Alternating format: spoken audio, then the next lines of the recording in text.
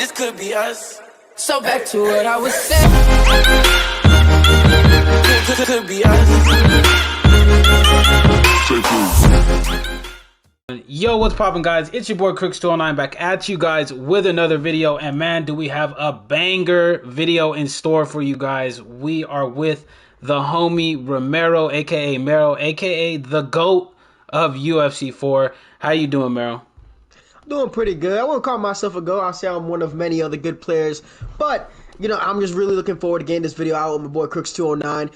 As we all know, we're both content creators and we're looking to enlighten the community, help all of y'all get better so you guys are all capable of keeping that high-level composure, that high-level gameplay, that high-level counter so you're able to become an elite player yourself on the UFC 4 scene. I'm looking forward to this. Yeah, it's gonna be some high IQ knowledge for you guys right here. You know, when me and Mero get together, we only drop bangers. And make sure you guys, before we get to the end of this video, make sure you guys go and slap that subscribe button. I'm going to post his link down in the description of this channel. Make sure you guys go and drop him a like on his videos. Make sure you guys go and peep out his content as well. And we're going to be touching on some very key aspects of the striking that really makes us elite level players, such as composure, in-fight adjustments, and how to beat that pesky block breaking meta that seems to really just piss a lot of people off in this game. Wouldn't you say, Mero?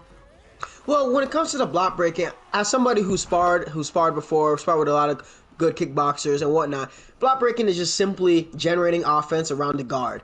And when you focus more so around the strikes as opposed to, oh my god, I'm worried about this offense coming my way, and you're more so disciplined on what you're going to do to counteract your opponent and make them feel scared to throw at you. That's how you get around that, and that's exactly what we're here for. It's all about the composure, all about what you're able to do to your opponents, and we're going to break that down to you while we have some fun. Yes, sir. And of course, you know, Mero's got to go with that Aldo pick because we know that's what he's known for. We're going with Rob Font, and this matchup is actually one that's going to get ran next weekend, which is next weekend, December 4th. Really ironic that we actually chose these two fighters. I chose Rob Font on accident, but anyways. All right, so we're going to touch on the first thing that we have for the video, guys, and that is composure. Now, Mero, what would you say is the most important thing to maintaining composure in fights, not just amongst like beginner to intermediate players, but also at the elite level? How are you able to maintain your composure in big fights?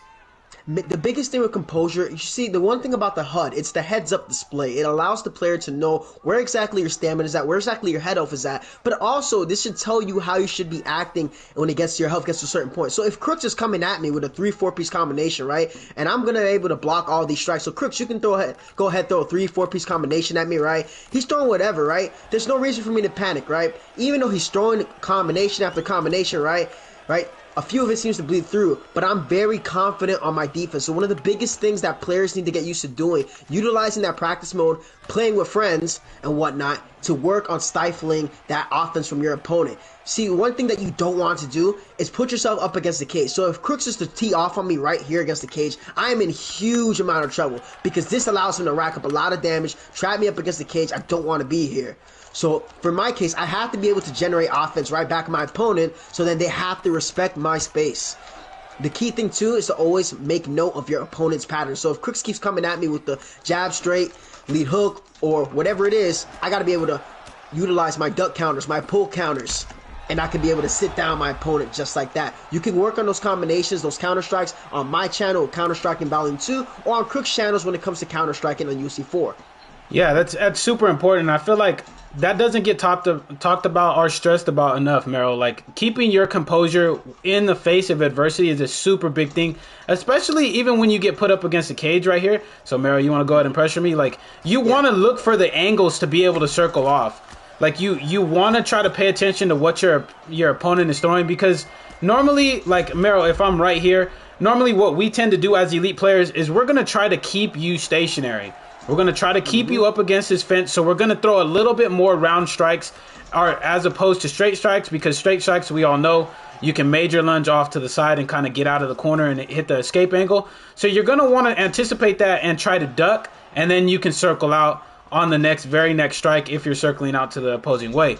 So that's super important, and pretty much what you said too, Mero, is actually really true. Is you don't want to panic when somebody's moving forward with the combinations. You need to understand and be composed in the fact that if they're moving forward throwing a combination like I was against Mero, if you plant and rip a combination and time it out well enough, they're gonna eat the full brunt damage, because as we all know, the stationary strikes in this game are faster than the moving strikes.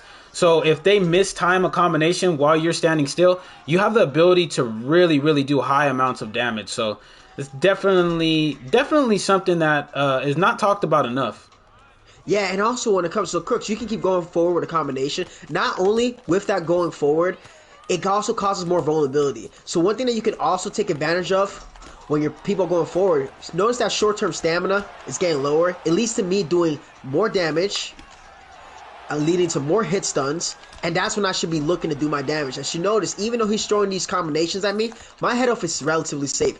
And those are the windows of opportunities that I'm looking to get to, right? And even if it fails, I'm not going to blow my load. I'm not going to be like, oh my god, this one counter didn't land. I'm going to be very confident in my block. And once you see an opponent overcommit, that is when your window of opportunity to strike is there. When somebody's also going forward, you can also look to create angles just like that, you know, hitting the little duck pivot lunges. And this can make your opponent be like, wow, I don't want that happening to me again. I don't want my opponent to be able to come up on an angle. So then now they have to switch up the tempo of the fight. And then that's where the high level stuff gets really involved. So keep in mind, if an opponent is constantly coming forward, that means they're going to be a little bit more vulnerable. On top of that, if they're constantly going forward, that opens up a lot more opportunities to hit, send lunges out the way if you lunge to the correct side. So if Crooks is going 1-1-2, right? He's going 1-1-2, and I look to lunge out of the way, it's going to be able to disregard that strike. If I time it wrong, it might be able to land a little bit of bleed through, but not as much as it would do if I took the full brunt on the strike. And it's okay. Even if my short-term block is low here, right? I can use the back lunge to create those angles and get away out of the line of fire and then land my own counter shots.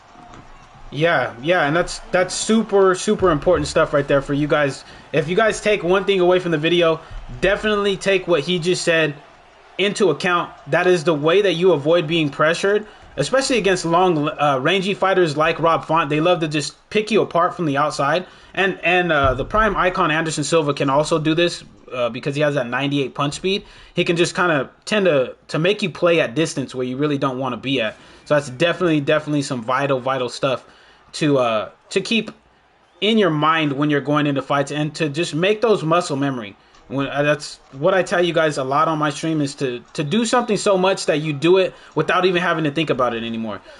But with that being said, Mero, that kind of leads into the next point that we were going to talk about in the video. So let's say we have the composure on somebody pressuring us with that jab, right? And now all of a sudden they make the adjustment to where they're just throwing single strikes and really starting to switch up their style and making the adjustment to what we're trying to do. So how do you go about making your in-fight adjustments? Well, when it comes to in-fight adjustments, a lot of my streams when I fight against higher level players, the whole point is to not allow your opponent to work for free. So whatever you try to get off of them, if I'm waiting a little bit too long for that opportunity, it allows my opponent to build. So I try to make sure that whatever I get off, my opponent doesn't necessarily get off for free, or he won't be able to get off as much, right? And I'll keep in mind what they do. I don't have to counter every single strike my opponent throws, especially if they're relatively keeping it safe, but I do want to make sure I am firing up enough offense to make my opponent respect me and not feel comfortable being in my space. And that kind of ties into Crook's recent video with regards to combo knowledge, because now when you have those combos in your arsenal, it is up to you, the player, to be able to time it accordingly. Understand when your opponent is trying to play the game of I'm just reading, right? Throwing those single shots, just trying to see how you react. If every single time Crooks throws a jab at me, I start to panic like this is no good. Like, I'm just panicking, moving my head around, because a good player is just going to start throwing leg kicks, right? He's seen that I'm doing this, moving around, because I'm panicking on every single shot. Have faith in your block, have faith in your offense, and be ready to fire back. That's the most important thing. If you just sit and you wait there, and you just allow your opponent to tee off on you, you're only doing yourself a disservice. So keep in mind, know when to pull the trigger, know when you got to play defense, and know how to secure the round. Yeah, this is actually something that Marshall Mine said in his video when I fought him with my Cub Swanson. He said, you know, he kind of got stifled by my offense a little bit when he was moving forward and trying to really punish me for overcommitting, that I just planted and I ripped and I fought back. I didn't just accept the position that I was in. So that's really, really super important. And as well as not moving off every single time you get hit with a jab, because this is what I tend to do. And when if you guys watch my streams quite frequently, when I start to put pressure on people inside the pocket, you really just see me jab pressuring them. Because when you start jabbing into somebody's block, as soon as it gets low, they start doing this right here. They start going back and forth. They start spamming that. We all know those little like little nifty tricks that spammers love to do when they can't deal with something. They start moving their head back and forth like that. So that's something that you don't want to do. You want to stay composed, like we were just talking about in the last piece that we were talking about amongst composure. But you're also going to want to adjust to that in here as well. Throw a couple jabs. Jab back. If you get jabbed, throw a jab back. Move forward with the jab. Don't just let them hop in and out of the pocket. So like if I'm Mero right here, right? Or if Mero, you want to jab me and then back up? A lot of people tend to do this right here. So when they jab you, they expect you to jab back, and then they come in and they start pressuring you because you've not only thrown a strike, but your block isn't resetting as well. So you really want to pay attention to their rhythm. Then you move in with a jab of your own. Break their block down a little bit. Or move forward and slip hook. The slip hooks are very, very powerful in this game, as we all know. They had to even get a nerf. They were so damn powerful, but they still hit very, very hard in the game. So definitely pay attention to things like that too. Key thing too when it also comes to offense, notice something. So if I'm firing at Crooks here, you see my short-term stamina, and if Crooks lands on my block right after I commit to this, right? Look how much more of my block gets taken away. Not a lot of players realize that when the guy's being offensive, them too are actually more at risk to getting their block messed up. Because when the short-term block is actually, when the short-term stamina, is actually lower, you take more block damage, and you can use that against pressure fighters. And I've said this in my how to explain the block on UFC 4 video. So any single time, like say Crooks, you come at me with a combination, right? 2, 3, but I start to target his block, right? After he blocks after he throws that combination.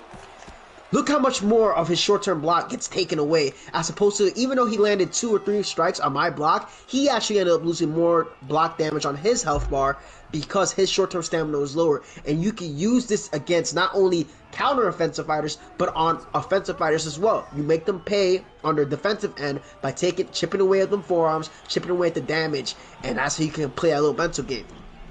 Yeah, and one thing that people don't really know as well is when your stamina is lower, you're more likely to eat heavy damage in return. So if somebody's spamming you with a combination and they come back and you come back and you respond with a strike, if it lands at all, you're basically almost going to do twice as much damage depending on the strike that you hit them with, and depending on how many strikes you really land on them as well.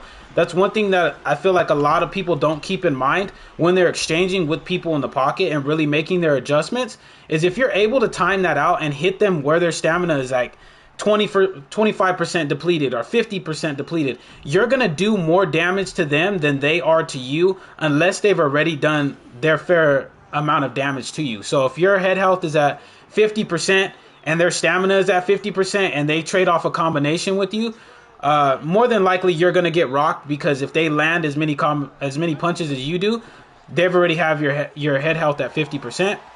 But if they're at 50% stamina and they release a combo and you release a combo and you release it at the right time, you're going to get massive amounts of damage and probably going to get a rock before they do, just because you have a stamina advantage. So that's something that I feel like not a lot of people remember, or it's not talked about enough, but that can really, really change the game in a fight against an elite player.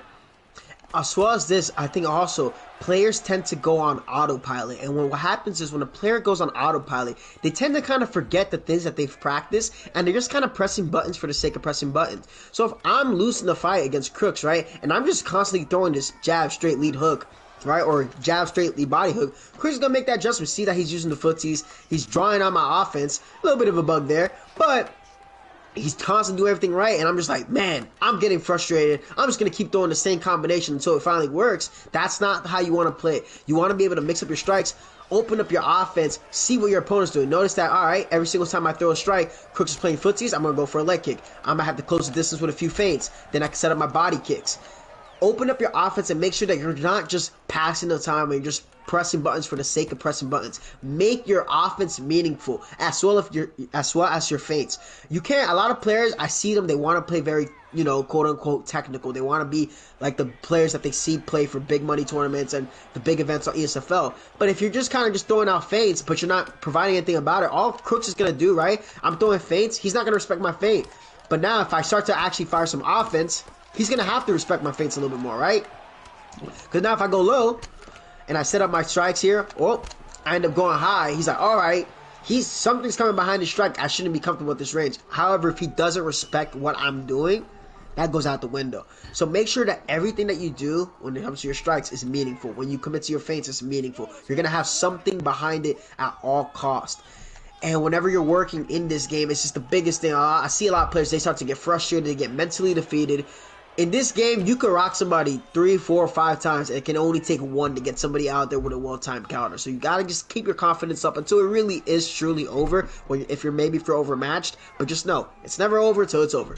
Yeah, that's facts, and that's not just something that Romero's saying. I mean, if you've ever talked to Zayev about and taken striking tips from Zayev said the same exact thing. You need to make your counters and every movement that you do meaningful. You don't want to have wasted movements, especially against players the caliber of Romero or Zayev or Goat or any of these elite players that really know what they're doing in the game. You have to make every movement you do meaningful. If you're throwing out a feint, it's to set something up. If you're throwing a jab, it's to set up something from behind it. Like Merrill was saying, you definitely want to be using something to potentially setting something up. It's super important to do, and as well as mixing it up high-low. I know that you were talking about potentially going high-low or low-high, Yep. Romero. That's something that I feel like not a lot of the players use, and people like Prioxis use this all the time. And Ed Parker in UFC 3 used to use this as well. He would eat at your body health so much that you just had to drop your hands. You had to block low, and then that opened up the combinations to the head for him. And especially with guys like McGregor or Holloway in this game, or even Piotr Jan or Robert Whittaker or Amanda Nunes even in this game, if you leave your head open and you eat too many combinations from them, you're going to go to sleep. So that's definitely something that you guys should be doing as well. Try to work in body combinations. And even if you're not close enough to hit body combinations with boxing, like with a Rob Font, utilize your teep kicks to the body. Utilize your body roundhouses at distance. When somebody is leaning off like this, you can kick to that open side of that body, and you're going to do a fair amount of damage. Look at that. He did 50% damage off of one kick just because I was slipping. As well as the leg kicks. We all have complaints about how leg kicks don't stop people the way that they should. They don't hinder movement as much as they should, but we have to deal with that. But that doesn't mean that leg kicks are ineffective in the game. You guys seen me use this against Marshall Mind in our fight with Cub Swanson and Jose Aldo. I kicked his leg so much that he had to switch into southpaw, and Aldo only has an 80 switch stance. So if I'm going up against Mero here, one of my main goals in the fight is to get him to switch stance into southpaw, and then I can exchange with him with the boxing combos of somebody like Rob Font. So to tie into what Mero was really saying as well, the gist of what I'm getting out of what Mero was saying as well is you want to make people work. You want to make them think, and you want to make them be cautious and really hesitant about what they're doing. And then you can proceed to imply your game plan and make those adjustments to potentially to knock their lights out, really. Yeah, and the more you wait, this is the big thing, like the more you allow your opponent to build upon you, this is why it's important to go in practice mode. It's important to fight your friends as much as you can. Even it's not about winning or losing, you're learning. You're looking to see what's going to work best for you and how you can get your timing down in your fights. When Quick just talking about going low, high, low, whether it was going to the body, whether it's going to the legs, that's just constantly loading your opponent with information of like, all right, what do I defend next? Also, on that same token, when it comes to using your fighter, know what their best moves are. I can't tell you enough, right? Players, they're so focused on the stats of like the power stat, the takedown stat. It's really more so about the move level, right? When it comes to winning exchanges, whoever has the higher move level is more likely to win the exchange if they time certain exchanges correctly. And if I'm going against a Rob Font, right, on the same topic of like taking out his legs, I want to take out his legs too, so I want to hide my kicks behind my punches, or maybe I want to keep going low so that I can set up a high kick or a body kick, right? Just constantly throwing out offense so my opponent has to be wary and I see what their responses are. That's how I kind of get through the game.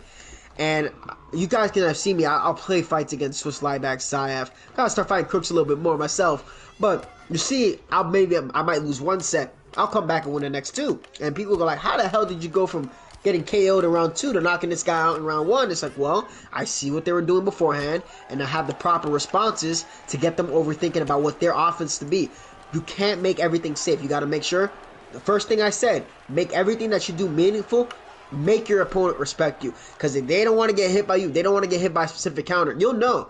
And that kind of ties into another thing that players actually don't realize. There's body language in this game. What do you mean? What do I mean by body language? Well, remember how I was talking about with going up against the cage and leaving myself trapped there. So if you guys are in online ranked championships, right?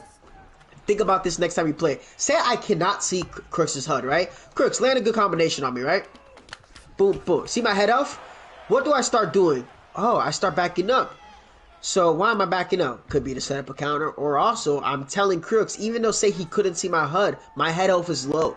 And sometimes I like to play a little bit of that poker face. Like I won't let my opponent know my head off is low. I'll stay right there just to be like, all right, let me just let him think I'm not hurt.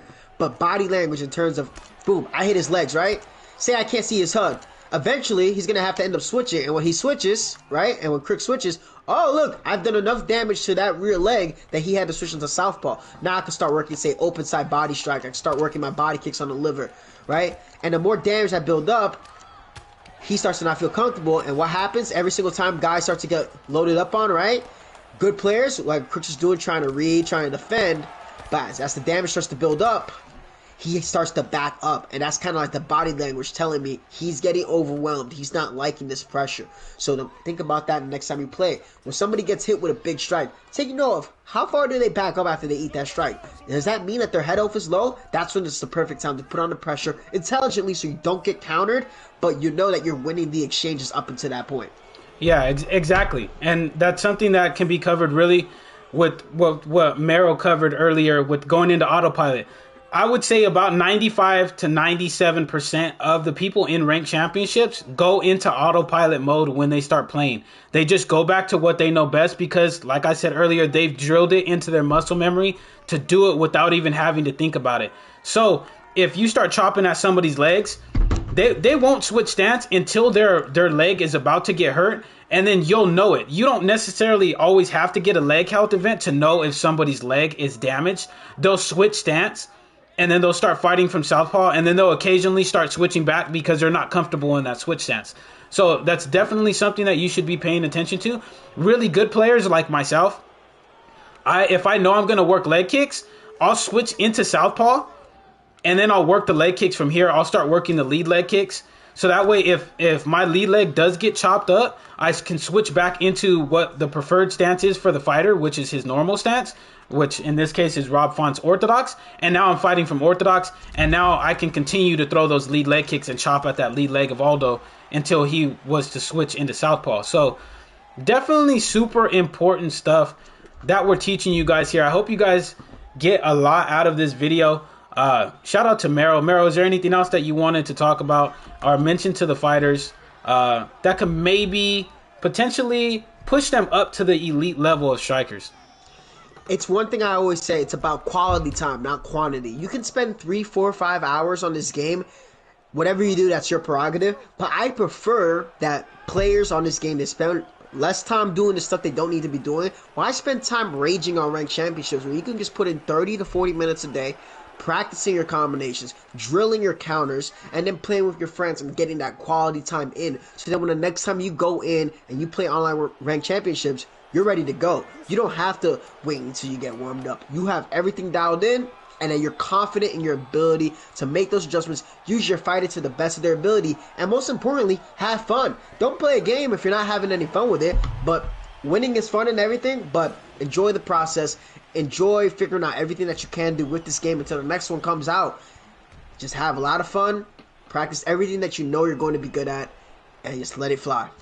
Hey man, wise words from one of the best players and arguably a lot of people's best player at UFC 4, as well as a game changer. So definitely listen to what Mero just said. Go back, replay it 5 times if you have to, and really just go into practice mode, drill, and do everything that this man just said.